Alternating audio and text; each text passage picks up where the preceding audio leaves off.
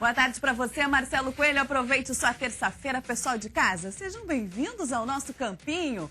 O SBT Esporte de hoje começa agora, em nome de Pico Ruxo, na semana do Clássico Grenal 402. Mais um encontro da bola entre Grêmio Internacional, Internacional e Grêmio.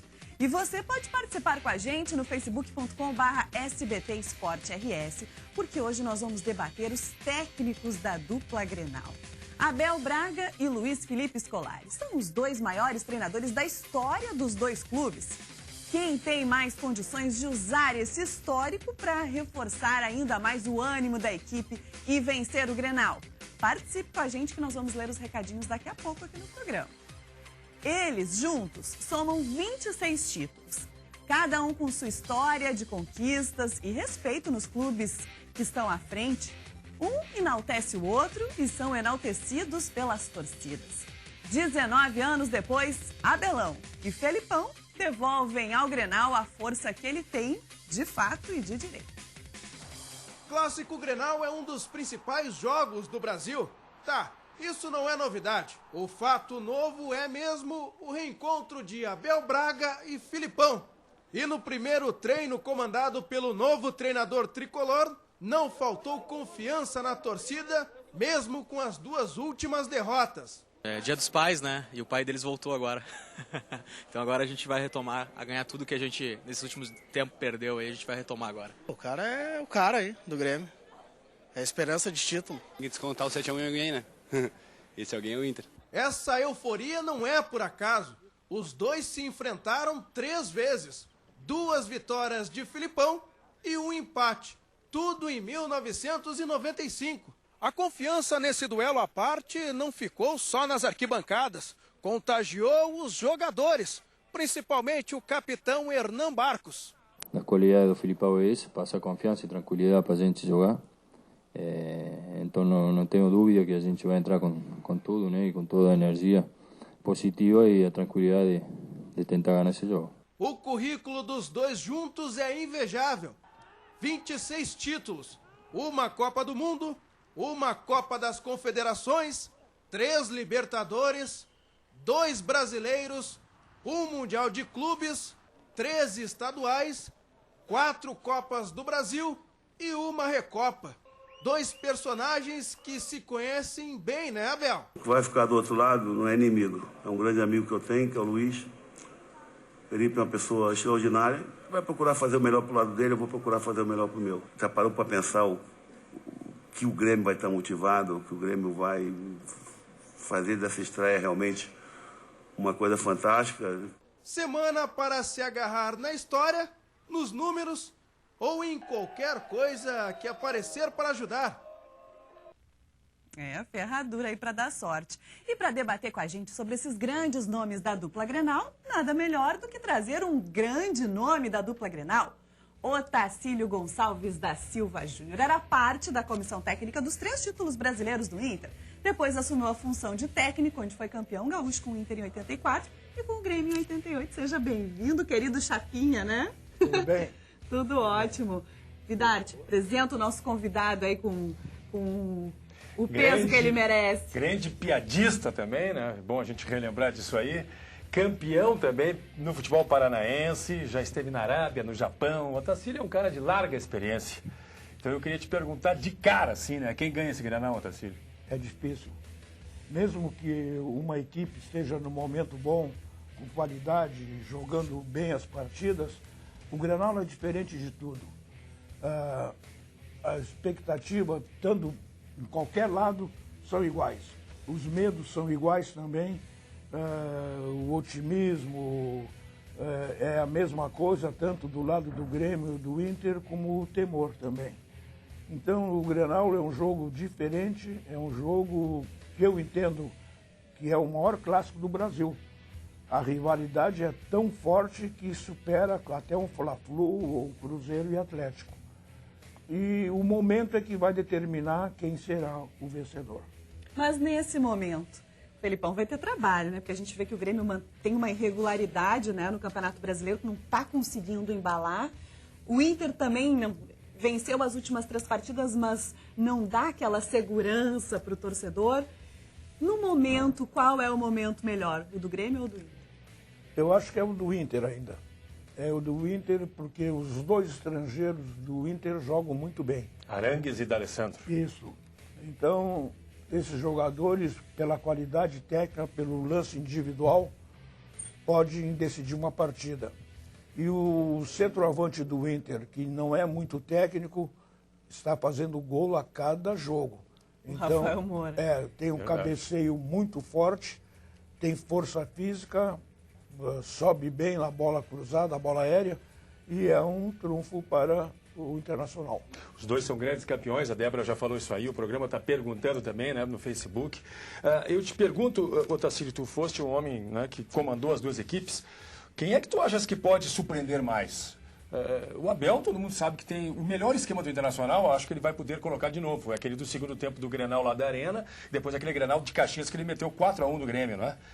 Com um volante apenas e os outros meias ali.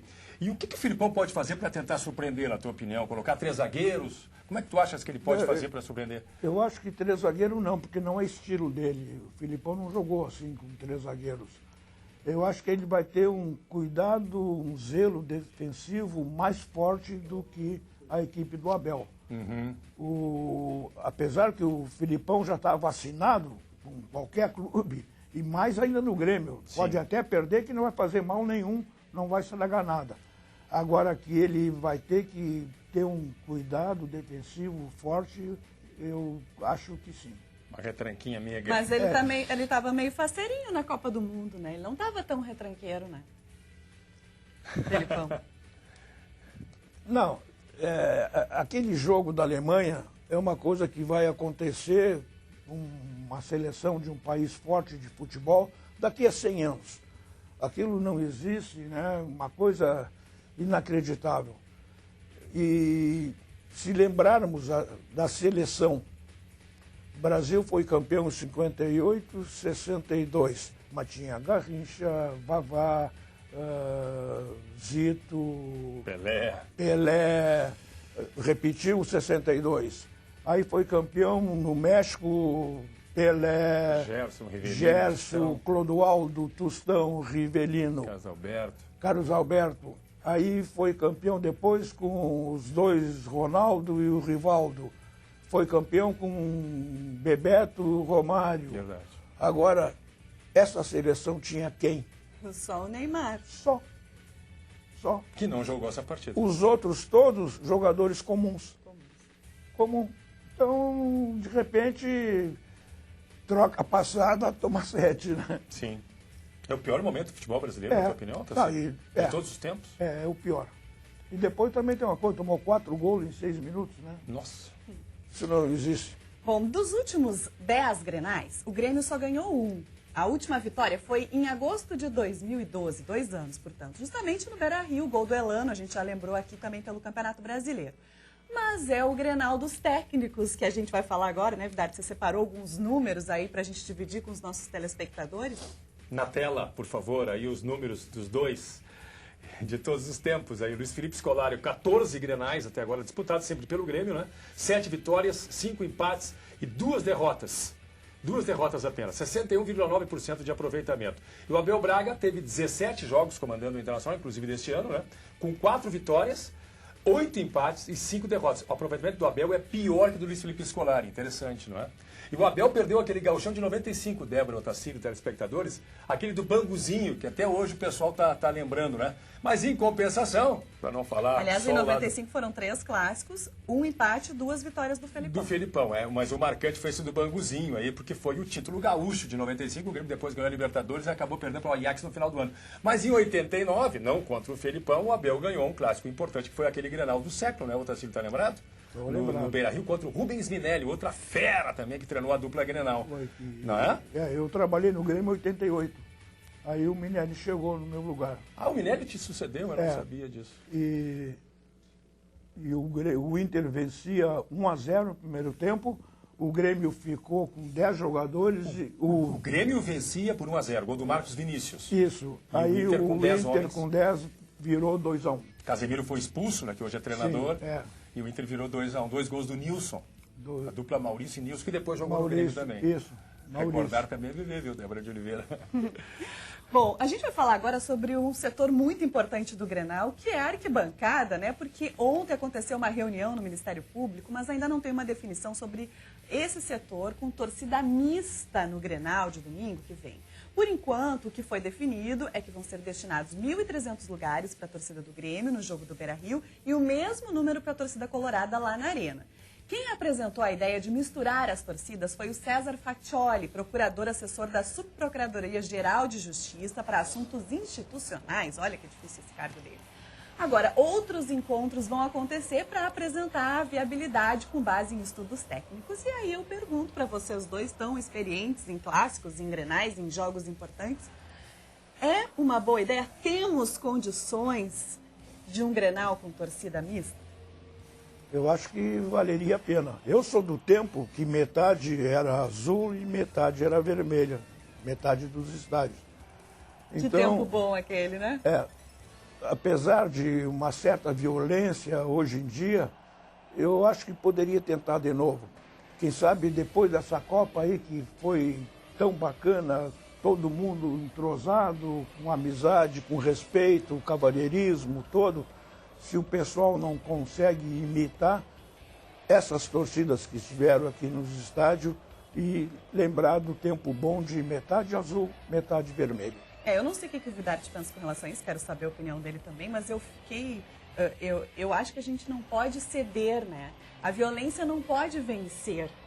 O mal não pode vencer. Então a gente tem que buscar uma alternativa, tentar essa possibilidade de mostrar que sim, existem pessoas do bem que escolhem cores opostas, cores contrárias, que dentro da própria família brincam com a situação de um torcer para um time e o outro para outro.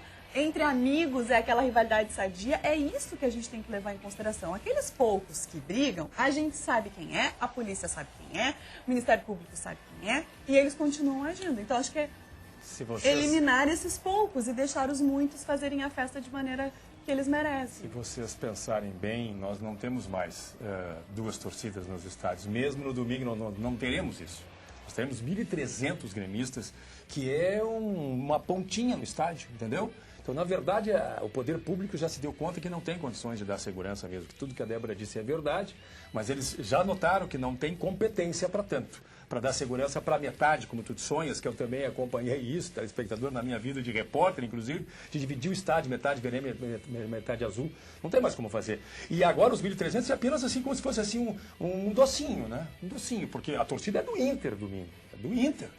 E na Arena é o contrário. É do Grêmio. Vocês viram aí nas imagens. É uma faixinha pequenininha. Farelo, né? Um farelinho que tem ali. Só para dizer que não tem torcida única. Na prática, quase que é uma torcida única. Infelizmente. A gente vai para o intervalo rapidinho, daqui a pouco volta com a sua participação no nosso Facebook.